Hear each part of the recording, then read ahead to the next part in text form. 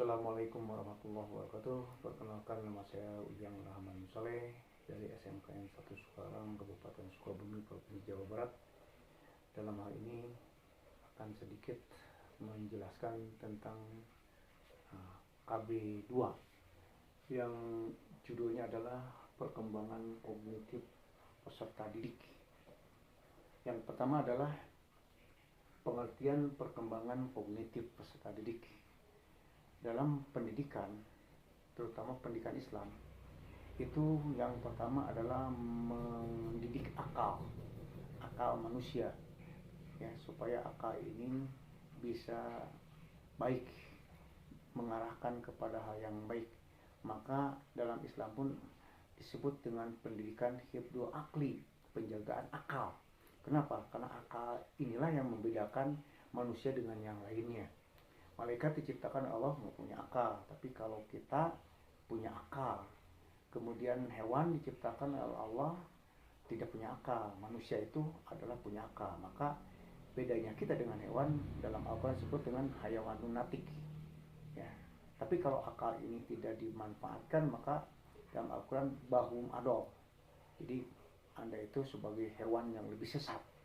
Maka kita itu sebagai hayawanun natik, yaitu dianggap oleh Allah sebagai hewan tapi yang punya akal. Maka akal inilah harus diarahkan kepada hal yang lebih positif, supaya nanti intelektualnya itu lebih ke arah yang lebih positif lagi, yang lebih baik lagi.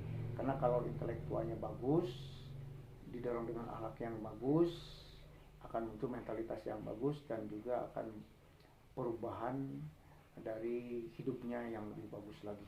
Karena ternyata akal inilah dalam Al-Quran ditekan, apalah tadakkarun, apakah kamu tidak berpikir.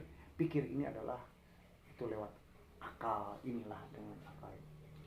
Nah, maka dalam perkembangan kognitif dan peserta didik ini, dalam pendidikan ini ada dari pendapat Piaget bahwa perkembangan manusia itu terdiri ke dalam 4 perkembangan. Yang pertama adalah tahap sensorik. Tahap sensorik itu adalah tahap sensornya, jadi yang rangsangan otaknya. Tapi pada waktu umur 0-2, pada saat inilah maka pergerakannya hanya bisa, kalau anak baru bisa berjalan, bisa melangkah, ya, bisa pegang, ya, tapi belum bisa merangsang yang lebih banyak lagi dari rangsangan orang lain. Ini hanya dari, ya,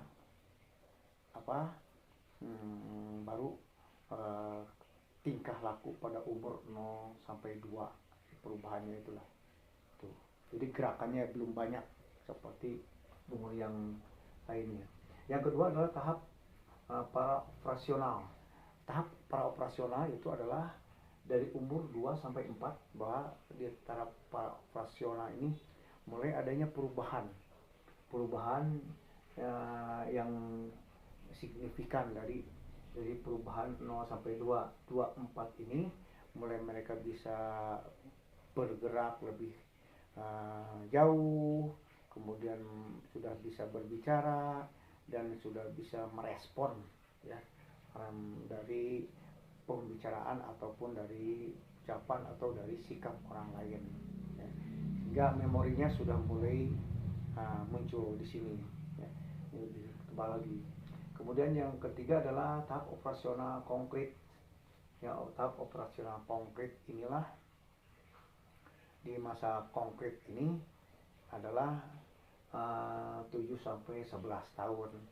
Di masa ini mereka sudah bisa melipat, menggabungkan, menyusun, menjawab soal, dan sudah ada menerima respon dari yang lain untuk bisa dilakukan oleh mereka atau dijawab oleh mereka di umur 7-11. Dan yang ketiga adalah tahap operasional formal. Tahap operasional formal ini, ya, lebih pintar lagi, ya, di 11-15 itu yang lebih pintar lagi dalam tahap ini. Mulai ya, bisa menjawab, kemudian bisa melakukan apa uh, perintah yang disuruh ya dari orang yang memberikan respon kepadanya, sehingga bisa menjawab, bisa membuktikan, bisa melakukan pada saat inilah, yaitu masa operasional formal ini, yaitu di 11 sampai 15. Itu diantaranya, lebih lengkap bisa dibaca lagi di materinya. Kemudian yang B, karakter, kemampuan, proses, keterampilan kognitif peserta didik.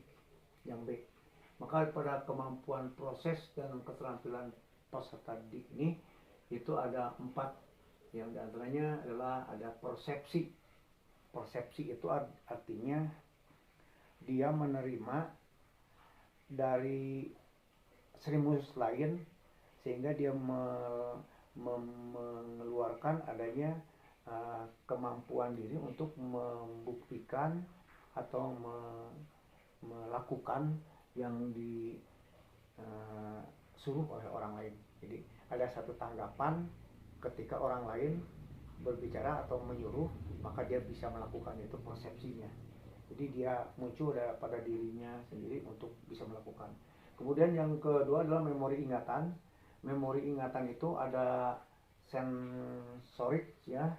Sensorik ini ada di panca indera sensornya, berpanca indera, telinganya ya, otaknya, tangannya, itu sensor yang masuk ke sensor, maka sensor itu bisa akan bergerak sesuai dengan prosedurnya.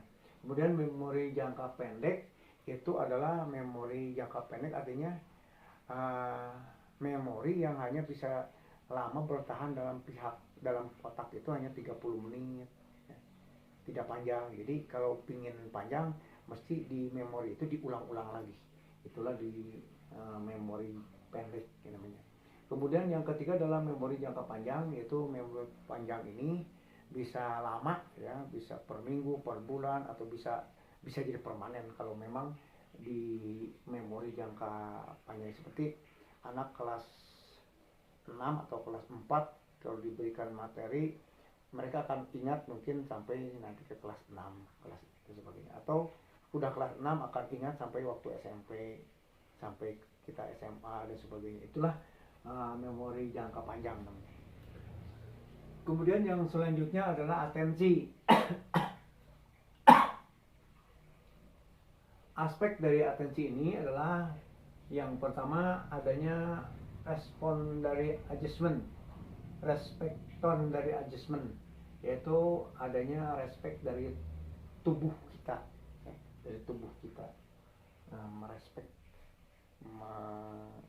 melakukan, menanggapi dan sebagainya. Itulah ada di tubuh kita itu ada respeknya ketika melakukan gerakan otot pada manusia.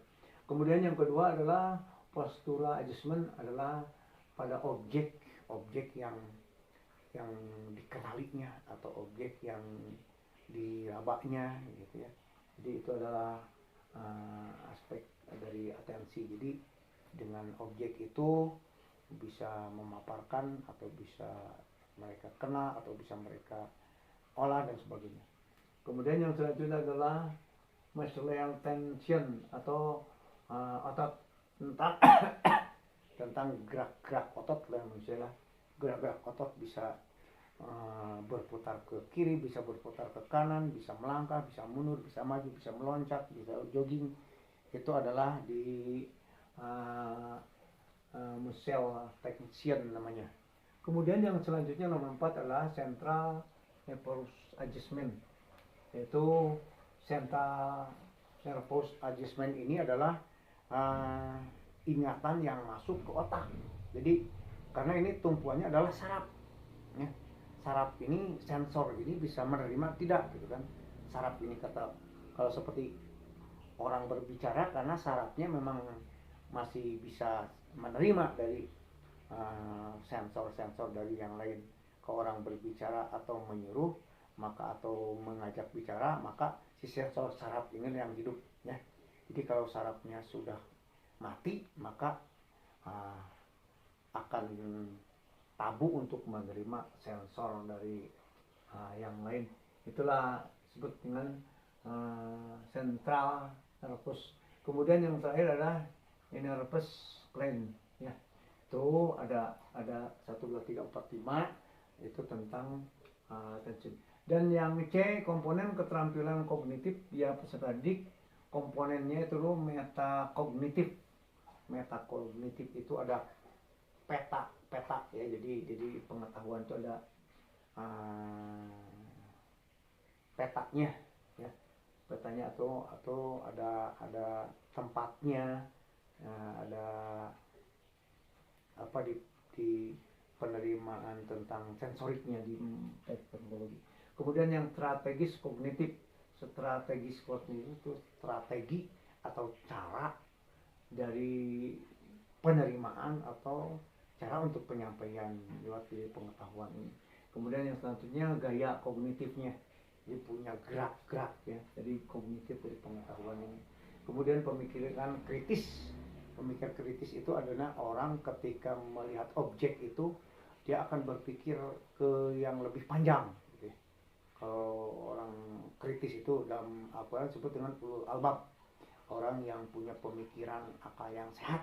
Ketika melihat satu objek dia akan membuat pertanyaan atau membuat observasi atau membuktikan dan sebagainya. Kayak orang yang pintar ketika melihat bulan, kok bulan bisa menerima cahaya atau bulan bisa berputar, lama berputarnya. Inilah bagi orang yang berpikir kritis yang disebut dalam Islam itu ulul albab. Dan yang D adalah faktor yang mempengaruhi perkembangan kognitif peserta didik. Yang pertama faktor hereditas. Hereditas itu artinya faktor dari mulai dari pertumbuhan dalam janin. Jadi dari hereditas itu dari diri orang tuanya sendiri. Mungkin yang disebut dengan gen-gen yang diturunkannya itulah perubahan. Dan yang kedua adalah faktor lingkungan. Setelah keluar maka anak itu sikap mentalnya akan berubah di lingkungan itu sendiri, terutama lingkungan keluarga. Makanya kalau dalam Islam itu anak mau diyahudikan, mau dinasronikan, itulah lingkungan yang menentukannya, ya. Itu dipinterkan atau di istilahnya orang Sunda digoblokkan karena memang pendidikan dari keluarganya. Jadi kalau anak ingin bagus, anak yang soleh, ya dari lingkungannya harus mendidik ke arah itu, ke arah yang lebih bagus. Kemudian yang terakhir adalah implementasi perkembangan kognitif dan peserta didik dalam pembelajaran, implikasinya, buktinya. Maka dalam pendidikan itu akan dibuktikan dengan lewat perubahan sikap mental dari pendidik. Demikianlah kurang lebihnya, mohon maaf, ya. Terima kasih. Assalamualaikum warahmatullahi wabarakatuh.